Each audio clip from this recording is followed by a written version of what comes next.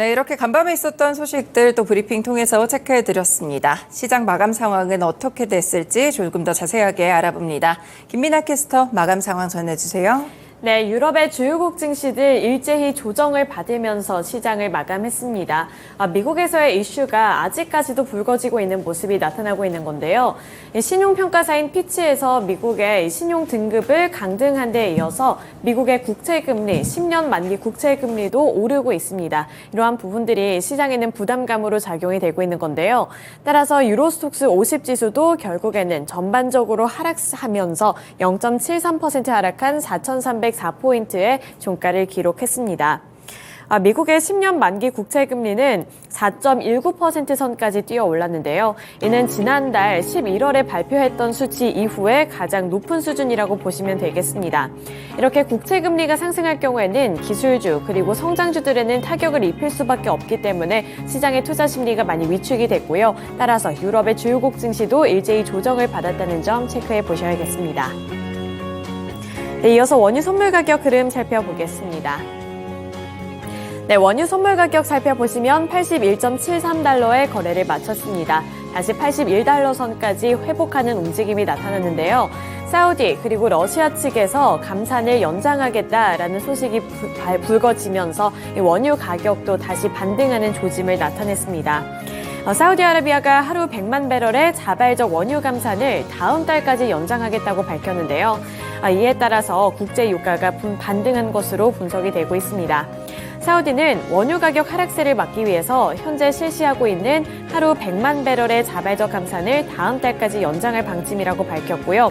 이 자발적 감산을 추가로 연장하거나 감산량을 확대할 가능성도 있다고 밝혔습니다.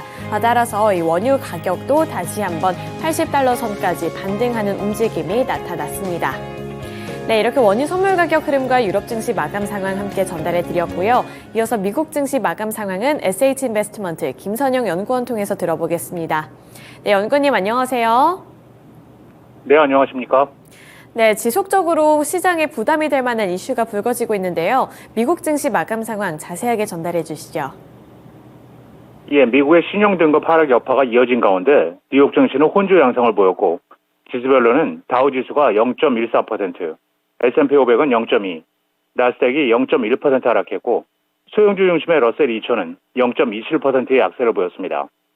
오늘 폐장후 발표된 애플, 아마존의 실적 결과와 내일 개장 전 발표되는 연방노동부의 7월 고용지표 관련 경계 심리가 짙어졌던 가운데 어제 피치의 신용 등급 강등 여파로 미국 국채금리가 연이틀 급등하면서 시장에 부담을 가했는데요.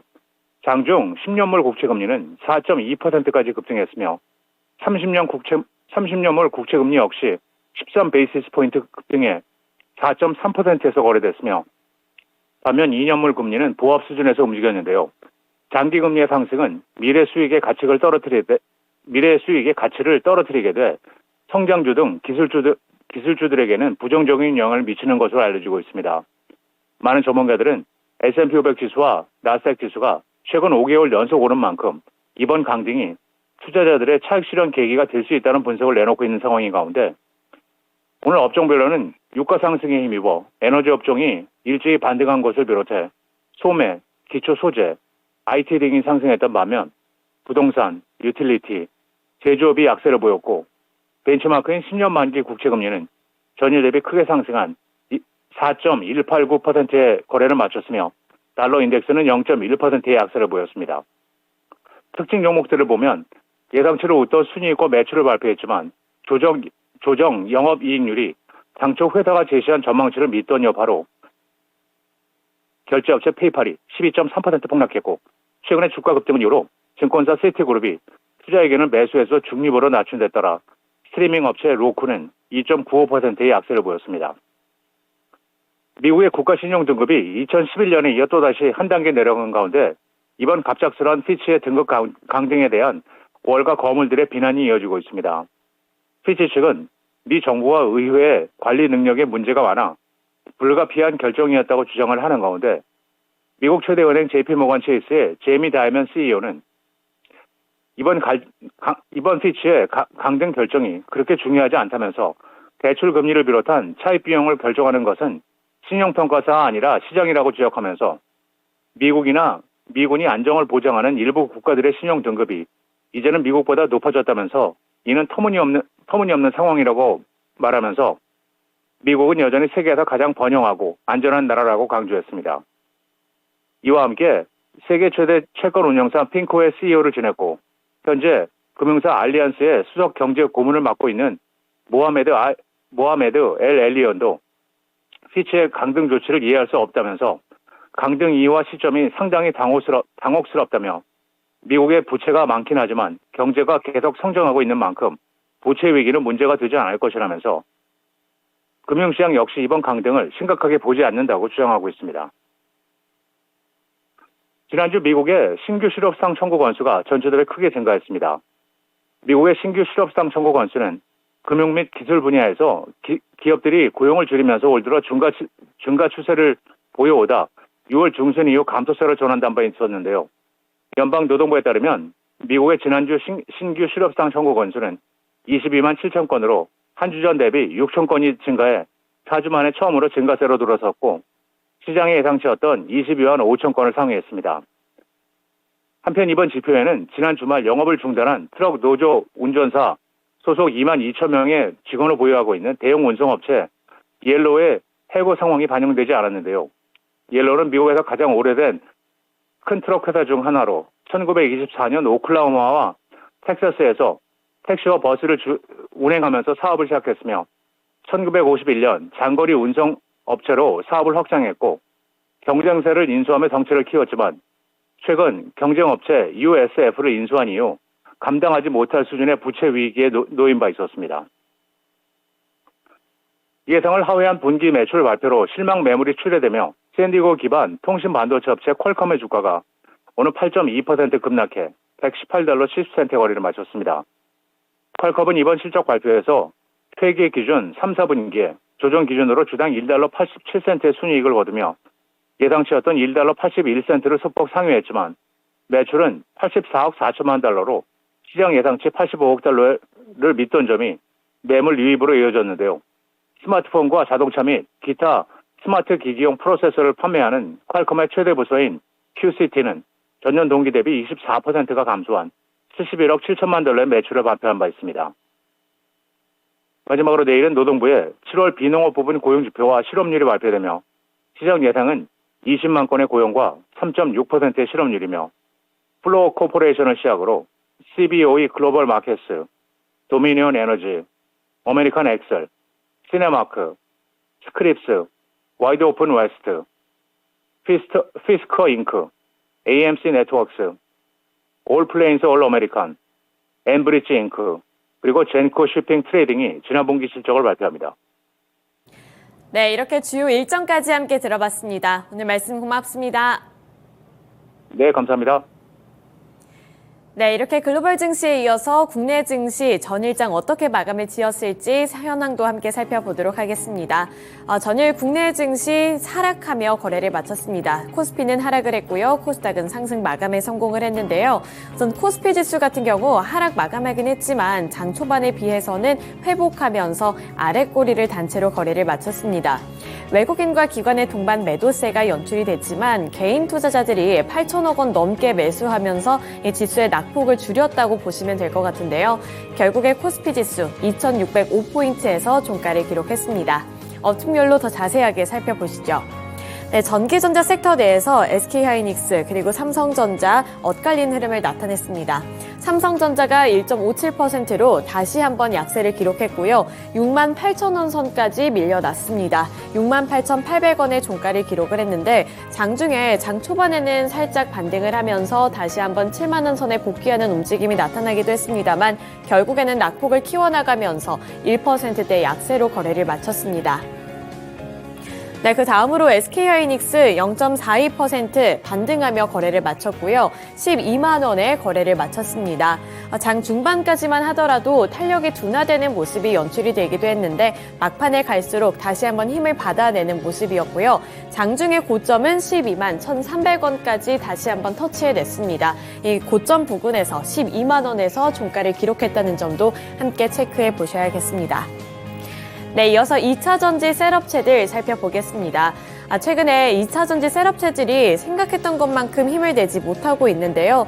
LG 에너지솔루션이 0.18% 조정을 받았고요. 삼성 SDI 1.69% 약세로 거래를 마친 가운데 LG화학이 이 세 개 기업 중에서는 그나마 반등하며 거래를 마쳤습니다. 종가부터 함께 살펴보겠습니다. LG 에너지솔루션 0.18% 하락한 54만 3천 원을 기록을 했고요. 삼성 SDI의 경우 1.69% 하락한 63만 9천 원의 종가를 기록하면서 장 막판까지 계속해서 낙폭을 키워나가는 흐름이 나타났습니다. LG화학의 경우 0.16% 소폭 오르면서 64만 3천 원의 종가를 기록했는데 장 초반에 잠시 올랐을 때는 65만 원 선까지 올라갔습니다. 다만 마지막에 결국 종가는 이 고점 대비해서 만 원 정도 빠진 흐름을 나타냈습니다. 이렇게 2차 전지 셋업체들이 상대적으로 약세를 나타내고 있는 것은 투자 심리 자체가 위축이 된 영향도 있습니다만 글로벌 시장에서의 위치에 대한 분석도 한몫을 했는데요. 국내 3사의 점유율은 23.9%로 전년 동기 대비 2.2%포인트 하락했다고 합니다. 하지만 배터리 사용량은 모두 성장세를 보였다는 점, 이 두 가지 부분은 무게질을 한번 해보셔야 될 것 같은데요. 국내 배터리 3사가 올해 상반기에 이렇게 글로벌 전기차 배터리 점유율이 하락했다는 소식이 투자 심리를 또 한 번 위축시켰고요. 미국의 주요 전기차 업체들의 주가도 하락을 했다는 점이 투자 심리를 위축시키면서 주가도 타격을 받았습니다.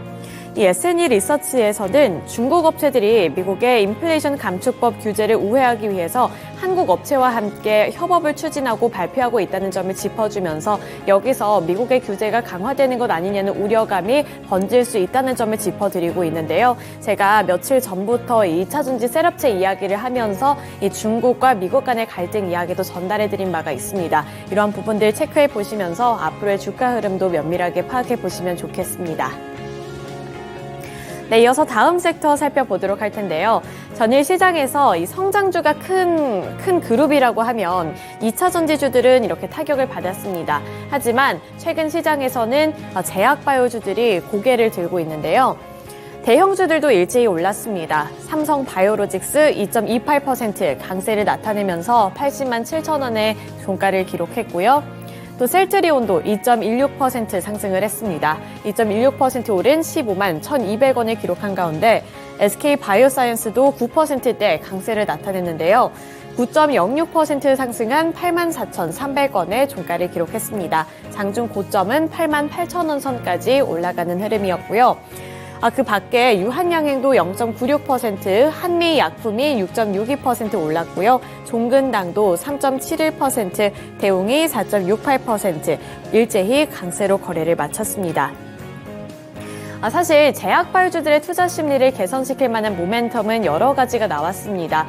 뒤에 가서 조금 더 자세하게 설명을 해드리겠지만 최근에 코로나가 다시 유행을 하겠다는 재유행에 대한 조짐이 포착이 되고 있는데요. 코로나 확진자 수가 늘어나면서 제약바이오주들 쪽으로도 다시 관심이 몰리고 있고요. 또 그뿐만 아니라 ETF 출시 소식이 이 제약바이오주를 향한 투자 심리를 일제히 끌어올렸습니다. 이러한 부분들도 함께 체크를 해보셔야 될 것 같은데 삼성 액티브 자산운용이 바이오헬스 종목으로 구성한 액티브 상장지수 펀드 독자 브랜드 코액트 1호 상품을 출시했다고 하는데요. 따라서 코로나19 이후에 침체가 되어 있었던 제약바이오주들 쪽으로 관심이 높아질 것이라는 기대감과 함께 전반적으로 강세 흐름을 나타냈습니다. 이 포트폴리오에는 유한양행, 삼성바이오로직스, 한미약품 등 국내 제약바이오 기업 28개가 포함이 될 예정인데요. 투자 종목은 크게 항암제 등 차세대 신약 개발 기업, 바이오시밀러와 인공지능 솔루션, 피부 미용, 재생의료와 치과용 의료기기, 그리고 유전자 진단 등으로 다양하게 구성이 되어 있습니다.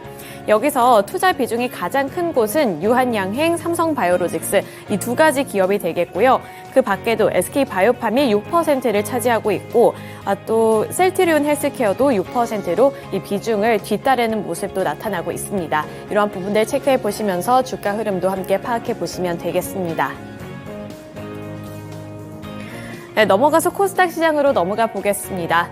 코스닥 지수는 하루 만에 상승 마감에 성공했는데요. 사실 장 초반에는 코스닥 지수도 하락세를 나타내면서 파란불을 켜냈습니다. 하지만 마찬가지로 아래 꼬리를 달면서 결국에는 상승 마감에 성공한 모습이었는데요. 920포인트의 종가를 기록을 했고요. 12시를 기점으로 해서 오후장에 반등하는 움직임이 나타났습니다. 업종별로 자세한 흐름 파악해 보도록 할 텐데요. 우선 에코프로 그룹주들 호실적 영향의 강세로 거래를 마쳤습니다. 에코프로가 7.96%, 8% 가까이 되는 상승률을 나타내면서 120만 원 선을 다시 복귀해냈습니다.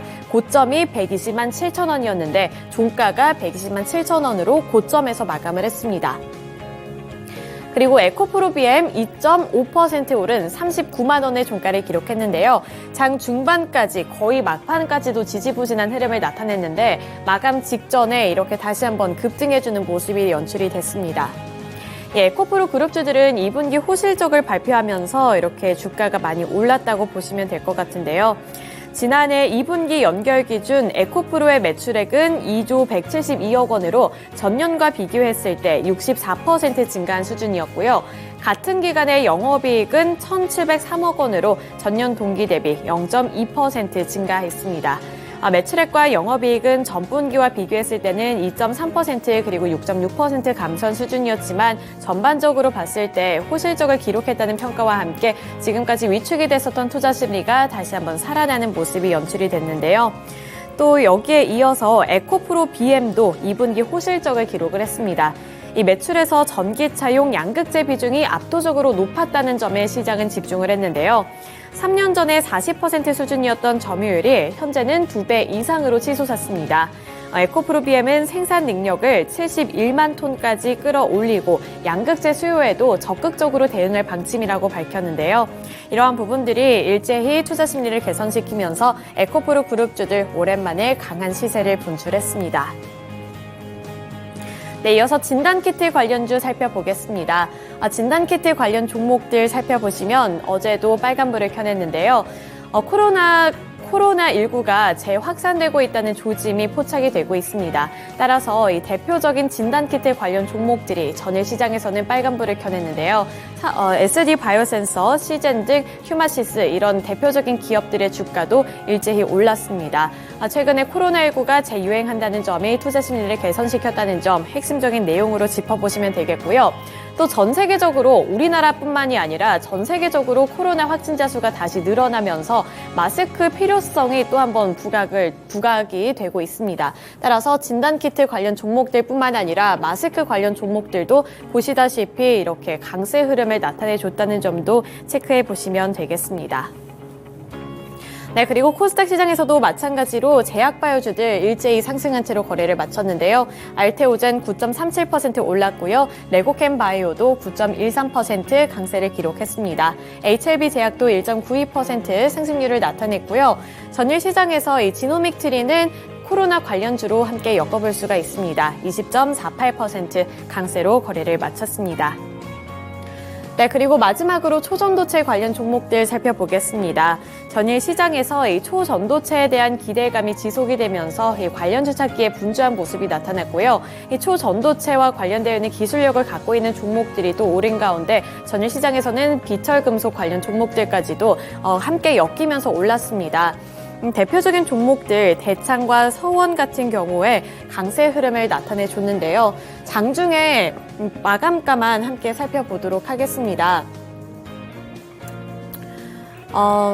보시면 20% 넘게 두 자릿수대 상승률을 나타냈다는 점 체크를 해보실 수가 있는데요. 다만 여기서 중요한 것은 시간의 거래에서는 일제히 폭락을 했다는 점입니다. 어제 정교장에서는 이렇게 급등하는 흐름이 나타났지만 이번에 발표를 했던 LK99가 사실 초전도체가 아닐 수 있다 이러한 소식이 전해지면서 시간의 거래에서 이 초전도체 관련 종목들 일제히 급락을 했다는 점 오늘 시장에서도 염두에 둬보셔야겠습니다.